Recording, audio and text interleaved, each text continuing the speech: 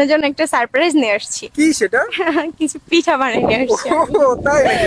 পাটিসাপটা পিঠা। Wow, nice. এগুলো কোথা থেকে আসছেন? বরিশাল থেকে। সিরিয়াসলি? এই যে টিকিট। ও মাই গড, টিকিটও নিয়ে আসছেন সাথে করে? জি। আচ্ছা আচ্ছা আচ্ছা, কিন্তু কেন আসছেন? আপনি কি একা আসছেন? না, আম্মু আসছে আচ্ছা আপনাকে আচ্ছা। দেখার জন্য। ও আচ্ছা, তো কেন? আমার তো ভাই নেই, তাই আপনাকে আমি ভাইয়ের মতো দেখি, এই জন্য হ্যাঁ, আপনার ভিডিও অনেক ভালো লাগে, এই আচ্ছা জন্য আচ্ছা দেখতে এসলাম। আচ্ছা আচ্ছা, থ্যাংক ইউ সো মাচ। তো সবারই তো একটা চাওয়া পাওয়া থাকে ভাইয়ের কাছে, আপনার কি চাওয়া পাওয়া? আমার কোনো চাপ পাওয়া নেই, আমার একটা চাপ পাওয়া, যেহেতু আপনাকে আমি বড় ভাইয়ের মতো দেখি, আপনি আমাকে ছোট বোনের মতো আজীবন আগলে রাখবেন, এটাই। থ্যাংক ইউ, অবশ্যই অবশ্যই রাখবো।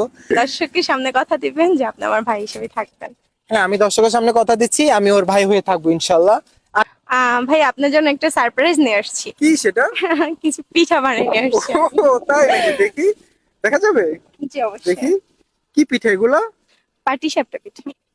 Wow, nice. এগুলো পাটিসাপটা পিঠা না? জি। Thank you so much. এত কষ্ট করে পিঠাগুলো আনার জন্য কষ্ট হয় না?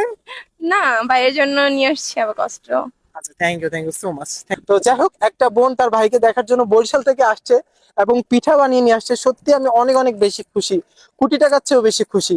তো সবাইকে অনেক অনেক বেশি ধন্যবাদ। আর আপনারা সবাই আমাকে এভাবে সাপোর্ট করবেন, এভাবে ভালোবাসবেন, এটি আপনাদের কাছে একান্ত রিকোয়েস্ট। তো যে যেখানে আছেন অনেক অনেক বেশি ভালো থাকবেন, সুস্থ থাকবেন। আজকে এখানে বিদায় নিচ্ছি। আসসালামু আলাইকুম।